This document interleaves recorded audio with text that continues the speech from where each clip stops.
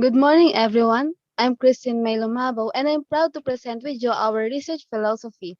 So, what is our group research philosophy? Next slide, please. Our research philosophy is the effects, either positive and negative, of e-commerce may affect the consumer's buying behavior, whether they would buy products and services online or not. So, this philosophy is an example of a positivism type of research philosophy because our study is limited to data collection since we will be using close-ended questions for our survey. Next slide, please.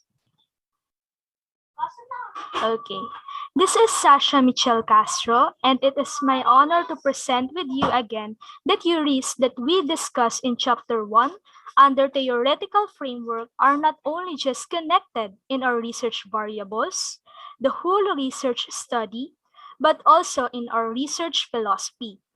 Like what Christine said earlier, our research philosophy is effects, either positive or negative, of e-commerce may affect the consumer's buying behavior, whether they would buy products and services online or not. So, how is this related in the proposed research philosophy? The Technological Acceptance Model, or TAM, was introduced by Fred Davis in 1986. The TAM will lead the way for you to understand how users of technology accept the new technological product made like e-commerce, in which many factors of this, either positive or negative, may affect the consumers when and how they will make use of it or its buying behaviors. Nakadepende ang consumer's buying behavior or purchasing decision ni consumer sa effects mismo ng e-commerce na product ng technology. The second one is attitudes and subjective norms are the main constructs naman ng Theory of Reasoned Action or TRA was founded by Martin Fishbane and Isaac Acheson in 1967. If it applies in our research philosophy, attitude kung ano iyong pakiramdam mo sa isang product na gusto mong bilhin, either positive or negative man, na pwedeng makaapekto sa buying behaviors or buying a certain product services online. And subjective norms naman, iyong perception sa kakayahan na maabot yung goals with the product. Next slide, please. My name is Jill E. Nombrado. What is research principles? First, respect for the persons. Authors and researchers of various papers should be acknowledged for their contribution about the field of study. This principle respects the person who originates the field of the study that is similar to our research paper. Second, beneficence. Researchers follow the community guidelines for the protection of the participants. This principle of beneficence is about the conducting a research without risking a health of the participants or preventing them in harm. Third, justice. Citing and paraphrasing information from reliable sources to give credits to the authors. This principle of justice is about the equal treatment between the researchers, authors that give the valid sources of the citation, acknowledging the authors to avoid plagiarism. Next slide. Research method.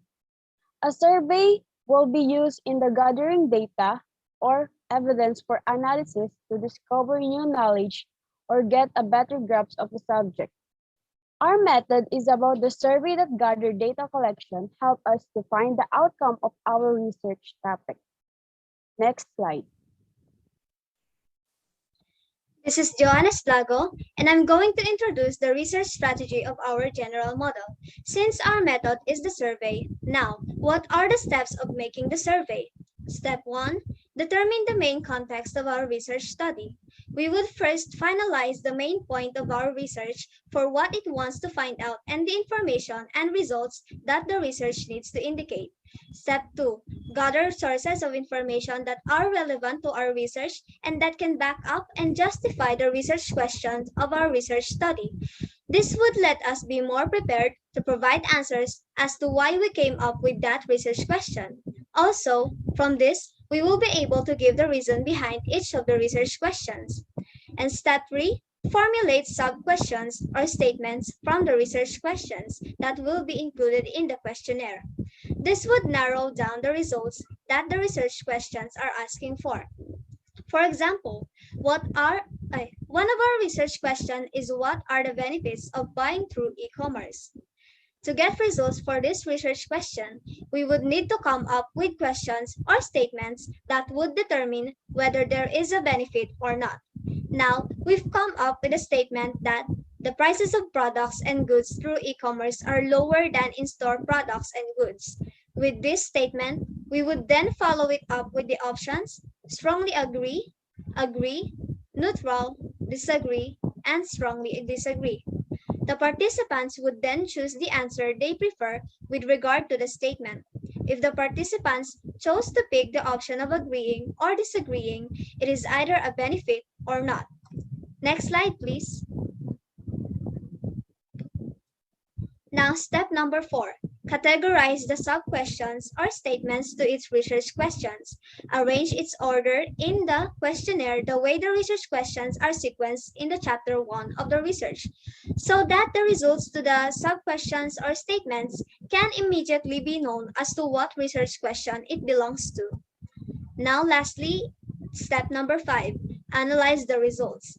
In this step, analyzing the results will also be summarizing the results. With the use of visual representations like tables, charts, etc., we'll clearly see the differences and similarities between the results of our questionnaire and explain its significance to the research. That's all for the research strategy. This is Nicole Luis Portillo, and it's my honor to introduce our research techniques. First, determine. Second, gather. Third, formulate. Fourth, categorize. And lastly, analyze. These techniques are already discussed by Joannes Plato. Okay, that's all for our general model of research. Now, here are the list of members from Group 3. I, Sasha Castro, Joannes Plago, Jason Garganza.